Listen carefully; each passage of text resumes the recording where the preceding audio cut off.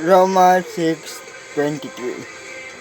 Sapagkat ang kabayaran ng kasalanan ay kamatayan, ngunit ang regalong kaloob ng Diyos ay buhay na walang hanggan sa pamamagitan ng ating Panginoong Jesucristo. Kung makikiayon ka dito sa mundo, kung makikisama ka dito sa mundo, maitutulad ka sa taong nangutang na ginamit yung inutang sa kalagayahan, kagalakan, ginamit yung pera mga bagay na hindi ka nais. Mga sabi nga, nagpakasarap sa buhay. Ngunit nang nawala na yung inutang, ando na ang pagdudusa, ang paghihirap. Ngunit kung kikilalanin natin ang ating Panginoon, magkakaroon tayo ng kapayapaan, kaligtasan at buhay na walang hanggan. Dahil sa Panginoon ay punong-puno ng kagalakan. Sabi nga sa nasusulat sa kanyang salita, napagtagumpayin niya ang mundo.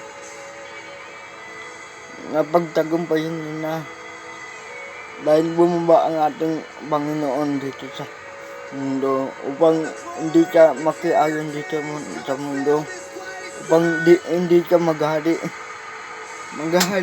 dito sa mundo, sapagkat inabot niya tayong lahat upang tayo maligtas. Isa sa napagbulay-bulayan ko nga na tanong ko, bakit kaya na mayaman naman ang ating Panginoon, makapangyarihan, bakit yung sarili niyang buhay ang inalay niya? Pwede naman yung sa pamamagitan ng kanyang salita, iligtas niya tayo. Sa pamamagitan ng kanyang kapangyarihan, ligtas tayo. Pero ginawa niya, alam niyo ang ginawa niya, bumaba siya mismo upang abutin tayo, i-comfort tayo, upang iparana natin na mahal niya tayo. Kahit na di natin nakikilala, kilala natin siya, pero gumagawa ng paraan ang ating kaaway. Nagdodoble, triple ang ating kaaway upang arangan tayo, dalian tayo, at ilayo tayo sa ating Panginoon. Kaya kapatid, huwag mong hayaan na arangan ka ng ating kaaway. Huwag mong hayaan na magpagapos sa mundong ito. Lumapit ka sa Panginoon. Alam mo ba, simpleng pagtawag mo lang sa Panginoon, andan niya siya. Bakit sabi nga, hindi bingi ang ating Panginoon. Tinatakpan niya lang ang kanyang tenga sapagkat tayo nakasala. Ngunit kung ikaw man ay isang makasala, lumapit ka.